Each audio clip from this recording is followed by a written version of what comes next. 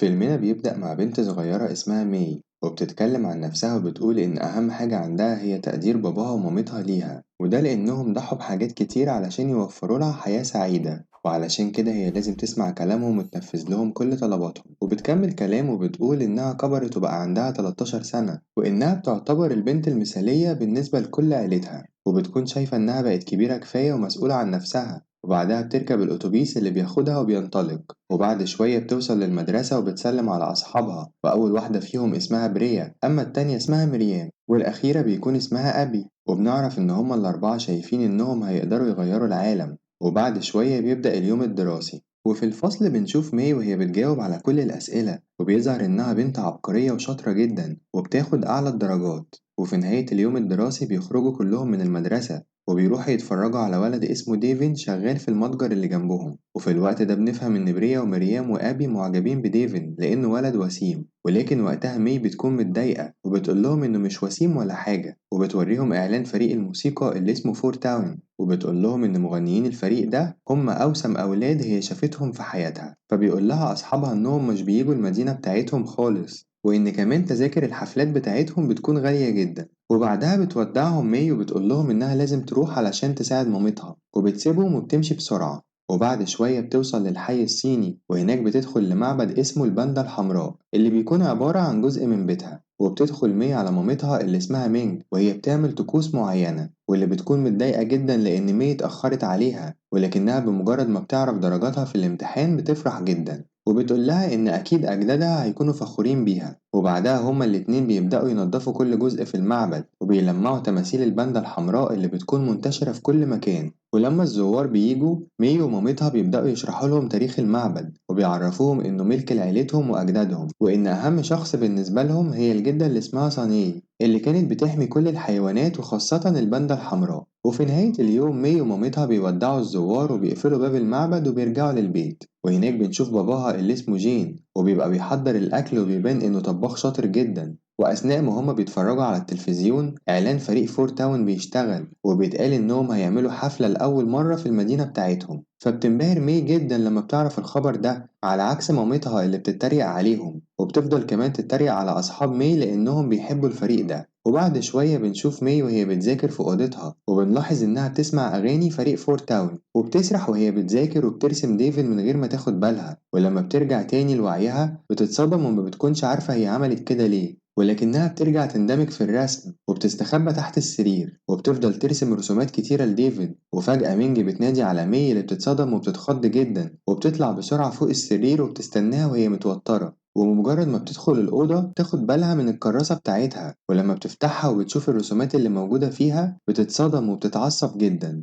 وبتسأل مي إذا كان الولد ده قرب منها، وقبل ما تديها فرصة ترد عليها بتقدر تتعرف على ملامح ديفين وبتفتكر إنه شغال في المتجر اللي جنب المدرسة. وبتاخد مي في العربية بسرعة وبتروح للمتجر وبتدخل تزعق لديفين وبتطلب منه ما يقربش من بنتها تاني، وبتوريه الرسومات اللي مي رسمتها. فبيتصدم ديفين وما بيكونش فاهم أي حاجة من اللي بيحصل، وبالصدفة بيكون موجود واحد من زمايل مي اسمه تايلر وبيفضل يتريق عليها، وبسبب اللي مينج عملته ده مي بتتحط في موقف محرج جدا. كل الموجودين بيضحكوا عليها وبيكونوا شايفين إنها بنت غريبة. وبعدها مينج بتاخد مي وبيرجعوا للبيت، وهناك مي بتصرخ بصوت عالي وبتكون متعصبة جدا بسبب اللي حصل معاها، وبتفضل تلوم نفسها لأنها ما كانتش قد الثقة اللي مامتها اديتها لها. وبعد شوية بتحاول إنها تهدي نفسها لحد ما بتروح في النوم. وأثناء الليل معبد الباندا الحمراء بيحصل فيه حاجة غريبة، وفي نفس الوقت ده مي بتحلم بالتماثيل اللي في المعبد وهي بتنفجر. وتاني يوم مي بتصحى من النوم وبتنزل من على السرير وبيظهر إن في حاجة غريبة بتحصل، ولكن مي ما بتكونش واخدة بالها لحد ما بتوصل للحمام وبتتصدم أول ما بتبص في المراية وبتلاقي نفسها اتحولت لباندا حمراء. فبتصرخ بصوت عالي وما بتكونش عارفة تعمل إيه، وبتحاول تقنع نفسها إن كل ده مجرد حلم وهي لسه ما صحتش من النوم. بس بتبقى مينج سمعت صوت مي وهي بتصرخ وبتروح تخبط عليها وبتسألها عن سبب صراخها بالطريقة دي، فبتطمنها مي وبتقولها مفيش حاجة. بس في اللحظة دي مينج بتفتكر إن مي بقى عندها 13 سنة وبتفهم إن في حاجة بتحصل لكل البنات اللي في سنها، وبتفتح الباب وبتدخل الحمام بسرعة علشان تطمن عليها. ولكن وقتها مي بتستخبى ورا الستارة وبتطلب من مامتها إنها تخرج بره الحمام، وساعتها مينج بتتفهم الموقف وبتطمنها وبتوضح لها إن الفترة دي بتعدي على كل البنات اللي في سنها وبتسيبها وبتخرج. تخرج. فبتستغل مي الفرصة وبترجع تاني لأوضتها وبتقرر إنها تنام يمكن تصحى من الكابوس ده، وبمجرد ما بتهدى شوية بتبدأ تختفي أجزاء الباندا لحد ما بترجع لشكلها الطبيعي، ولكن شعرها بيفضل متلون باللون الأحمر. وبمجرد ما مي بتتحمس شوية بتتحول تاني لشكل الباندا الحمراء، فبتفضل تهدي نفسها لحد ما بترجع لشكلها الطبيعي تاني. وهنا بتفهم إنها لازم تكون هادية طول الوقت. وبعد شوية مامتها بتاخدها وبتوصلها للمدرسة، وبتنزل مي من العربية وبتدخل للمدرسة وهي بتتصرف بهدوء تام. وساعتها أصحابها بيستغربوا وما بيكونوش فاهمين هي بتعمل كده ليه، وبيعرفوها إن تايلر حكى لكل زمايلهم عن اللي حصل مع ديفن. ولما مي بتسمع الكلام ده بتفتكر اللي حصل وبتتعصب جدا، وأول ما بتلاحظ إن ديل الباندا ظهر من تاني بتجري بسرعة وبتدخل الفصل بتاعها وبتحاول تهدي نفسها. لكن فجأة مريم بتقول لها إن مامتها بتراقبها من بره المدرسة، وفعلا مينج بتبقى بتراقب مي من ورا الشجرة لحد ما راجل الأمن بيجي ويطلب منها تمشي من هنا. ولكن وقتها مينج بترفض وبيتخانقوا هما الاتنين مع بعض. ولما كل الطلاب بيشوفوا اللي بيحصل ده بيفضلوا يضحكوا عليها، وبسبب كده مي ما بتقدرش تسيطر على نفسها. وفجأة بيحصل انفجار كبير جدا ومي بتتحول للباندا الحمراء. ولكن لحسن الحظ مفيش حد بيشوفها غير مامتها اللي بتتصدم جدا من اللي هي شايفاه، وبتخرج بسرعة من الفصل وبتهرب من شباك الحمام وبتجري في الشارع. وبتشوفها مينج وبتنطلق وراها بالعربية وبتتصل على جين وبتحكي له كل اللي حصل. أما مي فبتفضل تجري وسط المباني وبتحاول تستخبى من الناس وبتطلع فوق مبنى وبتفضل تنط من سطح للتاني لحد ما بتوصل لمعبد الباندا الحمراء. وبعد شوية مينج بتوصل للبيت وبتتفاجئ لما بتشوفه وهو متدمر، وكمان بتشوف مي وهي بتعيط وبتحاول تهدي نفسها. فبتروح لها وبتحاول تطمنها وبتقول لها إنها جنبها. وكمان بيجي باباها اللي بيكون متوقع إن في حاجة زي كده هتحصل. تستغرب مي من كلامهم وبتفهم إنهم مخبيين عليها حاجة، وفعلا بياخدوها ويدخلوا المعبد.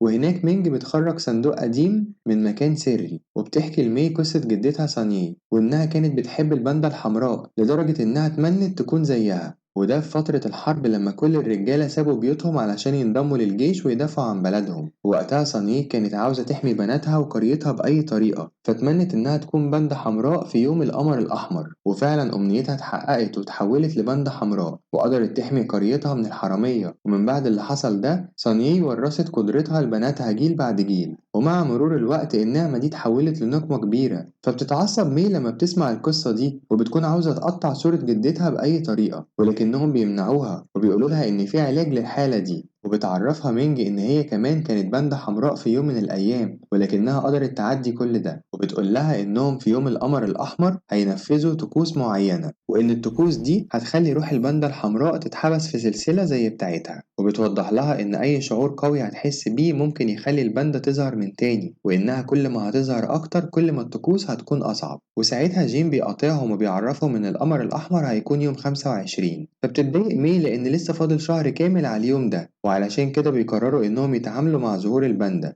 وبيخلوا مي تعيش في أوضة فاضية مؤقتا، وده لحد ما تقدر تسيطر على نفسها. وفي الوقت ده مي بتتضايق وبتزعل جدا وبتفضل تعيط لحد ما بتتحول لباندا حمراء. وتاني يوم بنشوف مي وهي متعصبة، وفجأة بريا وميريام وأبي بيجوا بيخبطوا لها على الشباك. فبتخاف مي وبتستخبى بسرعة وبتطلب منهم يمشوا، ولكنهم بيرفضوا وبيكونوا عاوزين يطمنوا عليها وبيعرفوها إن فريق فور تاون هيعملوا الحفلة في المدينة بتاعتهم. فبتتحمس مي وبتظهر لأصحابها اللي بيترعبوا أول ما بيشوفوها، وساعتها هي بتدخلهم أوضتها وبتحكي لهم كل اللي حصل وبتفهمهم إن دي لعنة هي ورثتها من جدتها. ولما بتعيط أصحابها بيتعاطفوا معاها وبيحضنوها، وعلشان يفرحوها بيقولوا لها إن حفلة الفريق هتكون يوم 18. فبتزعل مي أكتر وبتقول لهم إنها مش هتقدر تتخلص من الباندا غير يوم 25، وبتطلب منهم يروحوا يتبسطوا في الحفلة من غيرها وبتفضل تعيط. فبيحاولوا يخففوا عنها وبيغنوا لها وبيخلوها تغني معاهم وبيقولوا لها إنهم هيفضلوا يحبوها مهما كان شكلها. وبعدها بتهدى وبترجع لشكلها الطبيعي، فبيكونوا منبهرين جدا بلون شعرها الأحمر وبتفهمهم إنها لو قدرت تسيطر على مشاعرها هتقدر تحضر معاهم الحفلة. فبتقول لهم إنها لازم تثبت لمامتها إنها قدرت تسيطر على الباندا علشان وقتها أكيد مامتها هتسمح لها تروح معاهم. وفجأة مينج بتنادي عليها فبتخرجهم بسرعة من الشباك، وبعدها بتقعد مع باباها ومامتها اللي بيختبروها علشان يعرفوا إذا كانت قادرة تسيطر على الباندا ولا لأ. وبيفضلوا يوروها صور تخليها زعلانة أو متعصبة، ولكن مي بتقدر تتحكم في مشاعرها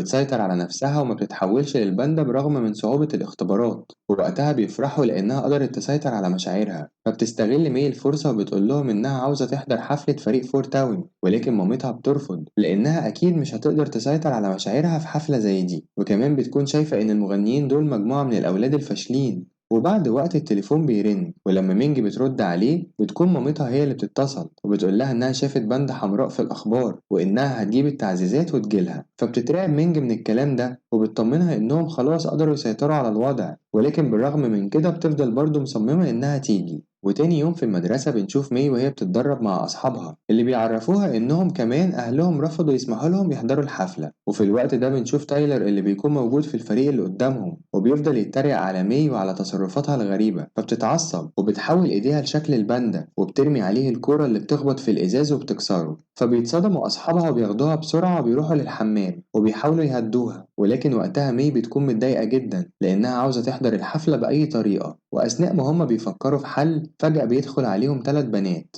وبيفرحوا لما بيشوفوا الباندا الحمراء، وبينبهروا جدا لما بيعرفوا إنها زميلتهم مي، وبيقولوا لها إنهم هيدفعوا لها فلوس مقابل إنهم يتصوروا مع الباندا. وساعتها الفكرة دي بتعجب مي هي وأصحابها، وبعدها بيخططوا إزاي هيقدروا يجمعوا 800 دولار علشان يشتروا 4 تذاكر للحفلة، وبينشروا خبر وجود الباندا في المدرسة واللي عاوز يتصور معاها لازم يدفع تمن الصور. وكمان بتجيلهم فكرة تانية وهي بيع منتجات عليها إمضة الباندا الحمراء. وبتعدي الأيام وبيجمعوا فلوس كتيرة وبيكون كل الطلاب مسموح لهم يتصوروا مع الباندا الحمراء ما عدا تايلر. وفي الوقت ده مينج ما بتكونش عارفة أي حاجة عن اللي بيحصل. وبعد فترة بنشوف مي وأصحابها متجمعين في الملعب وبيبقى بيصنعوا ميداليات جديدة علشان يبيعوها، بس مي بتكون متعصبة جدا لأن الحفلة فاضل عليها يومين بس وهما لسه ناقص لهم 100 دولار وكده ممكن ما يلحقوش يشتروا كل التذاكر اللي محتاجينها. وفجأة تايلر بيجي وبيهدد مي إنه هيقول لمامتها على كل اللي هي بتعمله، فبتتعصب مي وبتتحول لشكل الباندا الحمراء وبتحاول تخوفه، لكن تايلر ما بيتأثرش وبيطلب منها تهدى وإلا هيتصل بمامتها. وساعتها مي بتسأله هو عاوز إيه بالظبط، فبيقول لها إن عاوزها تيجي تحضر حفلة عيد ميلاده، وده لأنها لو جت كل زمايلهم في المدرسة هيجوا علشان يتفرجوا على الباندا الحمراء. فبتوافق مي على طلبه بس بشرط إنها تاخد منه 200 دولار. المفاجأة إن تايلور بيوافق وبيتفقوا هما الاتنين مع بعض. وفي يوم عيد الميلاد مي بتقول لمامتها إنها هتروح النادي، ولكن وقتها مينج بتقول لها إنها هتروح معاها، وبتحاول مي كتير ولكنها بتفشل في إقناع مامتها إنها تسيبها تروح لوحدها. وفجأة بتقاطعهم مجموعة من الستات اللي بيدخلوا للمعبد وبيطمنوا على مي اللي بتكون فرحانة بوجودهم، ووقتها بنعرف إن دول بيبقوا خالاتها وكمان معاهم جدتها اللي بتقول لها إنهم هنا علشان ياخدوا بالهم منها ويساعدوها في عمل الطقوس. وفي حفلة عيد الميلاد بيكونوا كل الموجودين متضايقين جدا وحاسين بالملل لأن مي لسه ما جاتش، وساعتها بريا ومريم وأبي بيحاولوا يهدوا تايلر. وفي نفس الوقت ده بنشوف خالات مي وهما بيأكلوها، وده لأنها لازم تكون قوية وهي بتنفذ الطقوس. وبتبقى الجدة منبهرة جدا إن مي قدرت تسيطر على الباندا الحمراء وهي في السن الصغير ده، بس مي بتبقى بتفكر في طريقة علشان تسيبهم وتروح تحضر حفلة عيد الميلاد،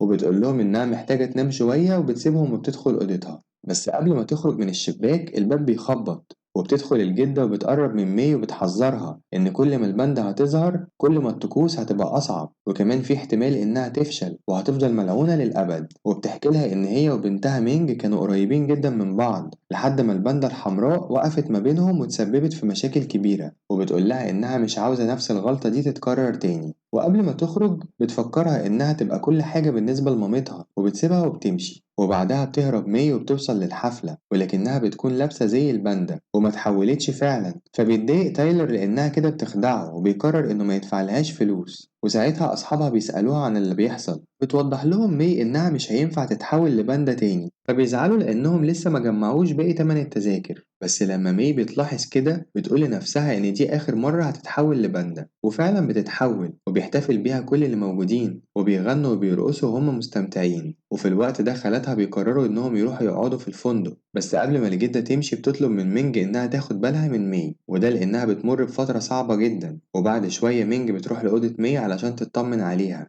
وبتلاقيها نايمة ولكنها بتشوف تيشيرت مرسوم عليه باندا على الأرض، فبتستغرب جدا وبتتفاجئ إن مي مش موجودة في السرير أصلا. وبتتصدم أكتر لما بتشوف تحت السرير المنتجات اللي مي بتبيعها وكمان صور أصحابها مع الباندا الحمراء، وبتكتشف إن درجاتها في الامتحانات بقت قليلة، وبتعرف إنها موجودة في حفلة عيد ميلاد تايلر. وبنرجع لمي وأصحابها وبنشوفهم وهما قاعدين على سطح بيت تايلر وبيكونوا فرحانين جدا لأنهم جمعوا تمن التذاكر بتاعت الحفلة خلاص. وفي الوقت ده بيقترحوا على مي إنها تفضل محتفظة بالباندا وما تعملش الطقوس دي لأن الباندا خلتها بنت مرحة وممتعة، وساعتها بتتأثر مي وبتفكر في الموضوع. ولكنهم فجأة بيسمعوا خبر في الراديو إن حفلة فريق فور تاون اتأجلت وهتكون يوم 25 بدل 18، وده علشان يقدموا حفلتهم تحت ضوء القمر الأحمر. فبيتصدموا جدا لأن اليوم ده اللي المفروض مي هتعمل فيه طقوس الباندا الحمراء. وفجأة مي بتفقد أعصابها وبتتحول للباندا وما بتكونش قادرة تسيطر على نفسها، وساعتها تايلر بينادي عليها علشان ترجع تحتفل، ولكن مي ما بترضاش تروح له، فبيتريق عليها وعلى المعبد بتاعها وكمان على مامتها وتصرفاتها الغريبة، فبتتعصب جدا وبتهاجمه وبتخوفه هو وكل الموجودين. ووقتها تايلر بيترعب جدا منها وبيفضل يعيط. وفجأة بتوصل مينج للمكان فبتتصدم مي لما بتشوفها وما بتبقاش عارفة تقولها ايه، وبتروح مينج لأصحاب مي وبتزعق لهم وبتقول إنهم استغلوا بنتها والتحول بتاعها علشان يجمعوا تمن تذاكر الحفلة. ولما بيحاولوا يدافعوا عن نفسهم مينج ما بتصدقهمش وبتكون شايفة إن بنتها مجرد ضحية وما عملتش أي حاجة غير إنها سمعت كلامهم. بس مريان بتطلب من مي تفهم مامتها إنهم ما استغلوهاش وإنها صاحبة الفكرة من الأساس، ولكن مي ما بتكونش عاوزة تخسر مامتها فما بتردش عليها،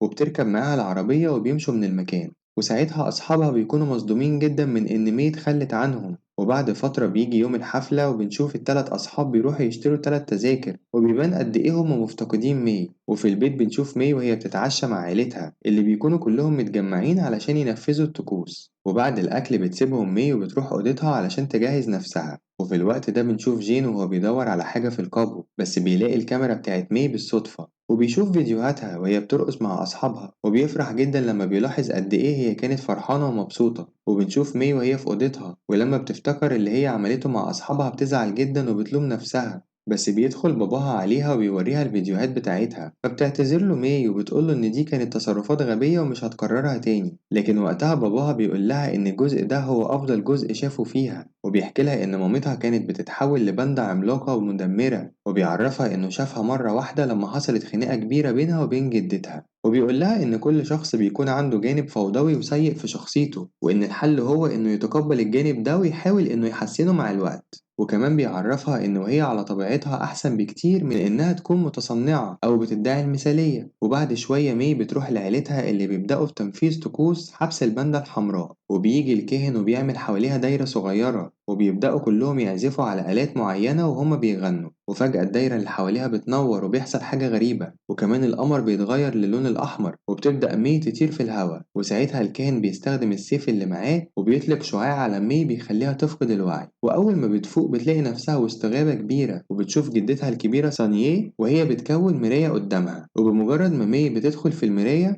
الباندا الحمراء بتبدأ تخرج من الناحية التانية، وفي أرض الواقع عيلة مي بيشوفوها وهي بتتألم. وأول ما الكاهن بيلاحظ خروج الباندا الحمراء بيستخدم سلسلة علشان يحبسها فيها. وفي اللحظة دي بنشوف مي وهي بتعاني علشان تنفصل عن روح الباندا الحمراء، بس أول ما بتبصلها بتفتكر كل الوقت الجميل اللي هي قضيته بسببها وبترفض إنها تتخلى عنها. وبمجرد ما بترجع لها بيحصل انفجار كبير في المكان، فبتطمنها مامتها وبتقول لها إنهم هيحاولوا ينفذوا الطقوس من تاني. ولكن وقتها مي بترفض وبتقول لهم إنها قررت تحتفظ بالباندا وبتبقى عاوزة تمشي من المكان، بس كل العيلة بيحاولوا إنهم يوقفوها فبتزقهم وتوقعهم على الأرض، وللأسف بتتسبب إن السلسلة بتاعت مامتها تتشق. ووقتها مي بتعرفهم إنها رايحة تحضر الحفلة وبتجري بسرعة. تزعل مينج وبتتضايق جدا وما بتكونش قادرة إنها تسيطر على مشاعرها والسلسلة بتاعتها بتبدأ تتشقق أكتر وأكتر. وفي الوقت ده مينج بتفقد أعصابها تماما وفجأة السلسلة بتتكسر خالص وبتخرج منها روح الباندا الحمراء بتاعتها. وفجأة مينج بتطير في الهواء وبيتصدم كل الموجودين من اللي بيحصل.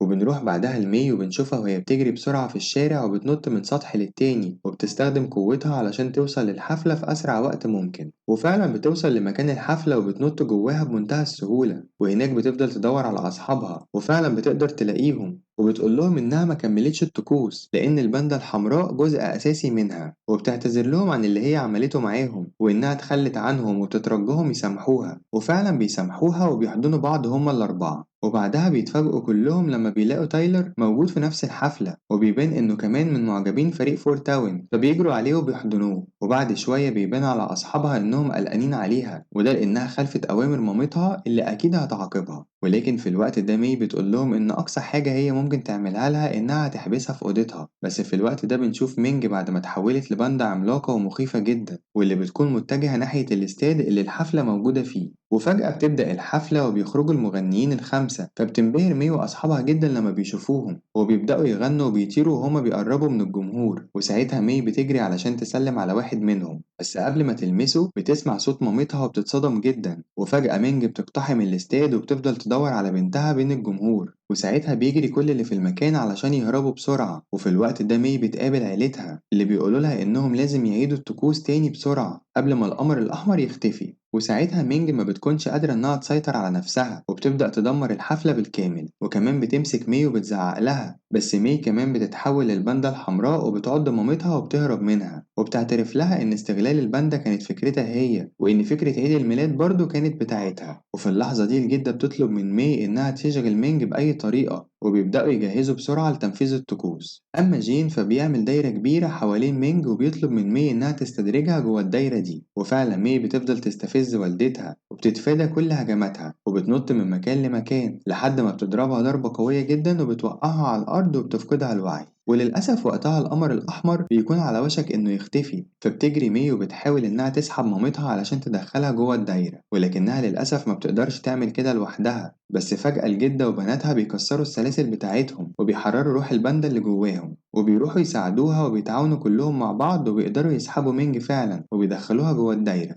أما الكاهن فبيكون طالع لمكان عالي في الاستاد وبيطلب منهم يغنوا بأعلى صوت ممكن علشان يبدأوا تنفيذ الطقوس. وفعلا مي وعيلتها بيبدأوا يغنوا، وفجأة بينضم ليهم أصحاب مي كلهم، حتى فريق فور تاون بيساعدوهم وبيغنوا هما كمان. وساعتها الدايرة بتنور وبيطلع منها شعاع قوي في السماء، وبتبقى مينج وكل العيلة موجودين جوه الدايرة. وفي اللحظة دي الكاهن بيستخدم السيف وبيطلق عليهم شعاع قوي وكلهم بيطيروا في الهواء. ووقتها كل الموجودين من الجمهور بيكونوا منبهرين من اللي شايفينه. وبعد شوية مي بتفوق جوه الغابة من تاني وبتروح تدور على مامتها، بس بتتفاجئ ببنت صغيرة قاعدة بتعيط، ولما بتقرب منها بتكتشف إنها مامتها لكن وهي صغيرة، واللي بتفضل تعيط وتلوم نفسها على اللي هي عملته. فبتستغرب مي لما بتعرف إن مامتها هي اللي عورت جدتها في وشها، وبنفهم من كلام مينج إنها تعبت من كونها مثالية. فبتتعاطف معاها مي وبتواسيها وبتقولها إنها حاسة بيها وعارفة الشعور ده كويس، وبتمسك إيديها وبيمشوا وسط الغابة. وفي الطريق مينج بتكبر وبترجع لشكلها الطبيعي لحد ما بيوصلوا لعيلتهم، ووقتها الجدة بتحضن مينج وبتسامحها، فبتعيط مينج وبتعتذر لها على اللي هي عملته زمان. وبعدها بيبدأوا كلهم يعدوا من المراية واحدة ورا التانية، وروح الباندا الحمراء بتخرج منهم. بس لما بيجي دور مي بترفض إنها تتخلى عن الباندا الحمراء. وفي الوقت ده مامتها بترجع علشان تتكلم معاها وبتقول لها إنها عاوزة ترضي كل اللي حواليها، ولكن ده هيكون حمل كبير عليها، وبتنصحها إنها ما تكونش زيها وكمان ما تجيش على نفسها علشان ترضي حد تاني. وبتعيط وبتودعها، وفجأة بتختفي المراية وبتظهر الجدة سانيه اللي بتبقى فخورة جدا بمي، وده لأنها ما تخلتش عن الباندا، وبتاخدها وبتطير في السما وهما فرحانين. وبعد فترة بنروح لمعبد الباندا الحمراء، وهناك بنشوف مي اللي بتتحول لباندا وبتساعد مامتها وباباها وبتستقبل الزوار اللي بيكون عددهم كبير جدا، وبيعرفوهم على تراث المكان والأسطورة بتاعته. وبيعملوا مبيعات أكتر من زمان بكتير بسبب الزوار اللي بيكونوا جايين علشان يتصوروا مع الباندا الحمراء. وبعد شوية بيجي أصحاب مي وبنعرف إن تايلر بقى واحد منهم، وبتعزمهم مينج على العشاء فبيفرحوا كلهم وبيشكروها. وأخيرا بنشوف مي وهي سعيدة جدا لأنها اتغيرت للأحسن بعد ما خاضت مغامرة خطيرة علشان تنقذ نفسها وعيلتها من الخطر. وبس كده، ما تنسوش تعملوا لايك واشتركوا في القناة لو لسه ما اشتركتوش، وفعلوا الجرس علشان الحواديت الجاية ما تفوتكوش أبدا. ونتقابل في حدوتة جديدة. باي باي.